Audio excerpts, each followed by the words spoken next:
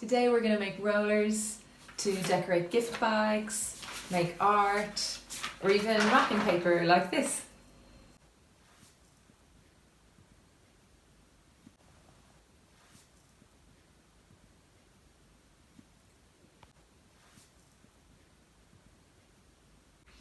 So the first thing we need to choose is our paper. The advantage of this workshop is that you can cover large areas quite quickly, so it's great for designing wrapping paper or gift bags. Here I've got a brown paper bag that we can decorate and turn into a gift bag. I've also got some plain and coloured paper that you could use to just make regular art. And then I've got a sheet of large brown paper that we can decorate and turn into wrapping paper. We're going to make three kinds of rollers, one with a jar, one with a tin, and one with a toilet roll insert. But you can use any kind of cylinder that you have lying around the house, like a kitchen roll insert or a shampoo bottle or something like that.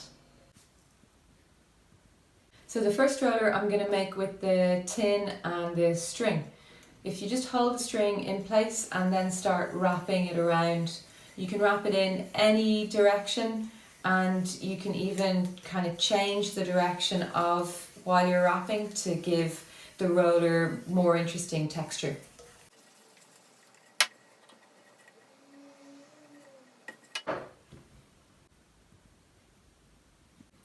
So for the next roller, I'm going to choose the combination of the jar and the elastic bands.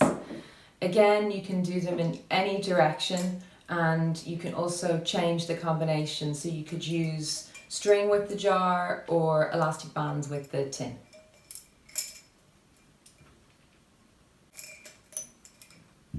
There, it's finished.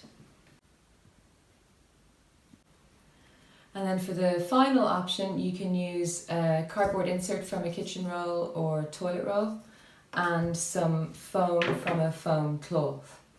So for this one, you also need some glue and then a rolling pin.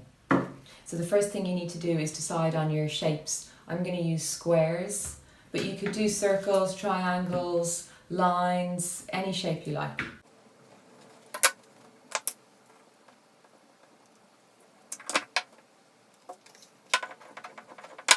And it should look like this. We're almost ready to print. We just need to choose our colours and make a wet palette. If you don't know how to do that, there's more information about that in the first video about stamp making, and the link is in this description.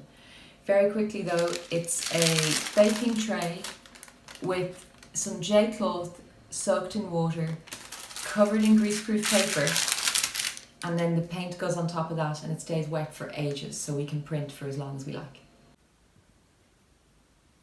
So now that we're ready to print, we need a piece of foam cloth underneath or something else soft to help us stamp and roll properly. I'm going to use the paper bag to decorate. So we put that on top of the foam, so when we put our rollers on top it prints correctly. Here's the elastic band roller, and I'm going to add more ink to it with these little pieces of sponge. You don't need to be particularly careful. If you miss pieces, it still looks quite good.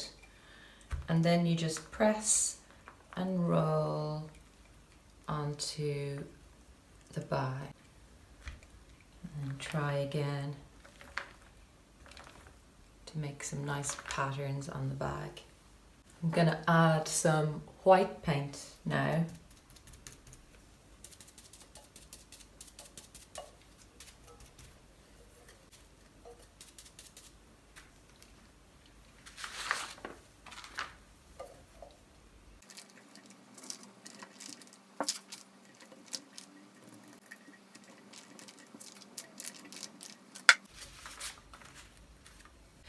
So for the cardboard insert roller, you need to put a rolling pin inside the cardboard and then add the ink with the sponge the same way as with the other rollers. And then roll and print.